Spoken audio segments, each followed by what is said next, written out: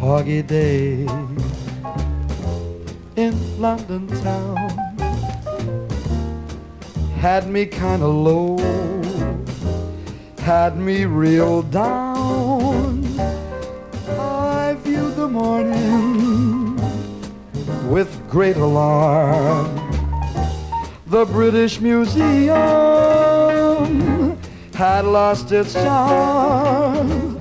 I wonder, could this thing last? But This is art. This is art. This is art. This is art as well. This is art. This is art. Yes, this is also art.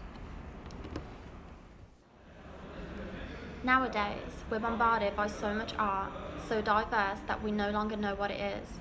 It may seem that contemporary works of art are oversimplified. However, they've been given an overcomplicated meaning, which makes it very hard for us, as viewers, to distinguish their real meaning. Artists are trying to create an artificial meaning in order to attract a bigger audience. However, by trying to make their works rather over-intellectual, they seem to be losing the main element and purpose of art, which is conveying beauty and emotion.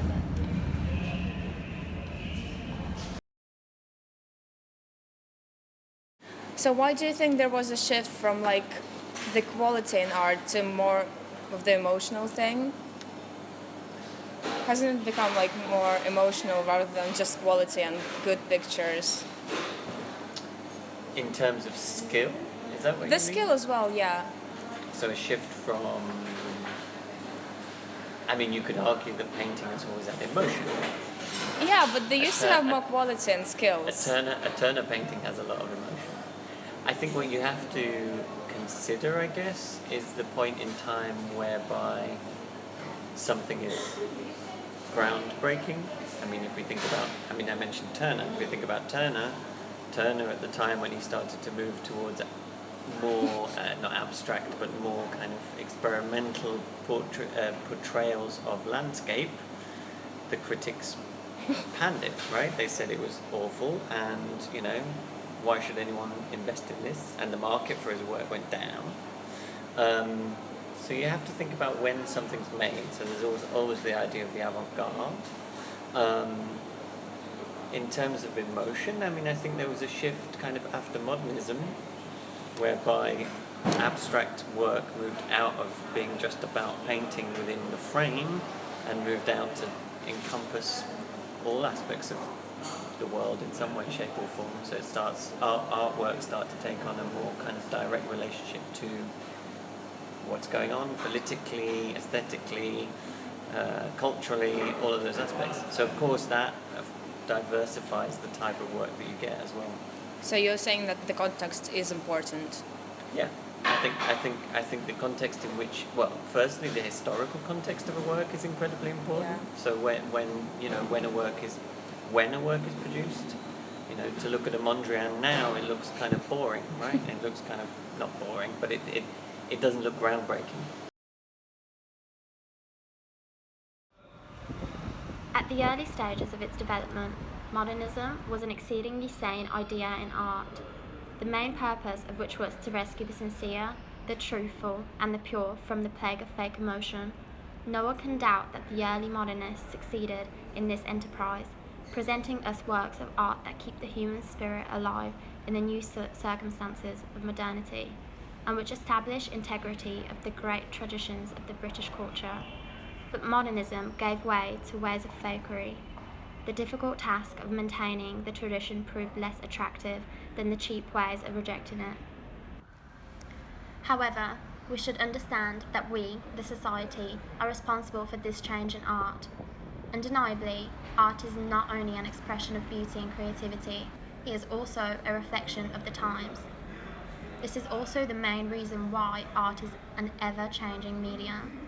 Artists are historians, and their art the journal. We can't generalise all modern art as being oversimplified and blank.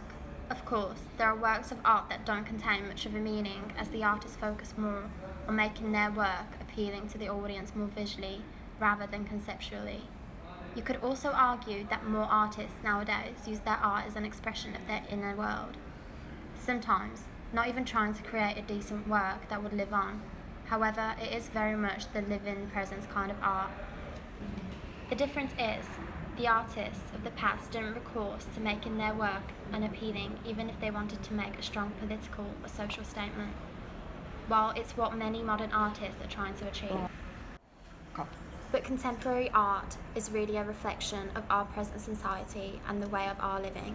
It is very important that people of the time are able to relate to the works of art that they see in the galleries and on the streets, and are able to feel some kind of connection with the ideas behind them.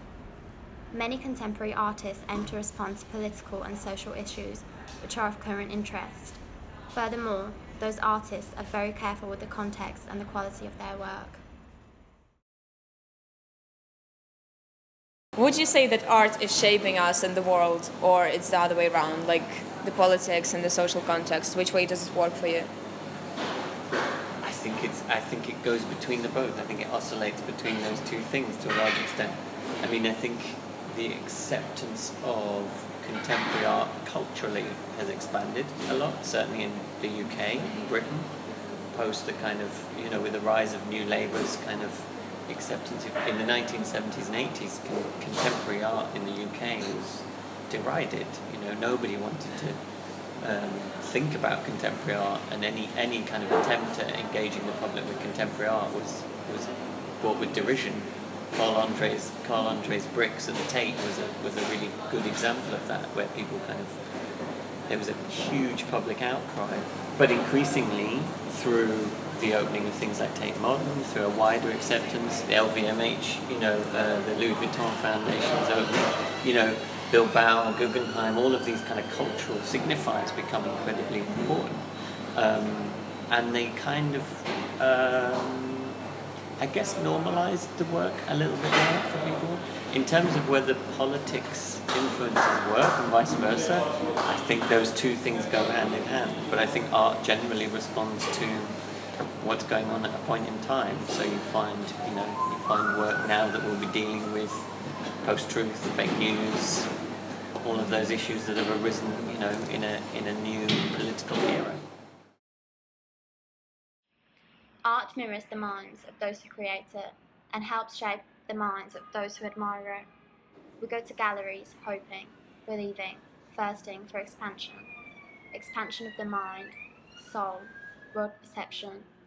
We go there to push the boundaries, horizons of our own minds by means of having a look into the inner worlds of others. It's really up to us what we consider art in the modern world. However, we should not forget that sometimes it's better to go back to traditional art standards in order not to lose the legacy. I may be right, I may be wrong, I'm perfectly willing to swear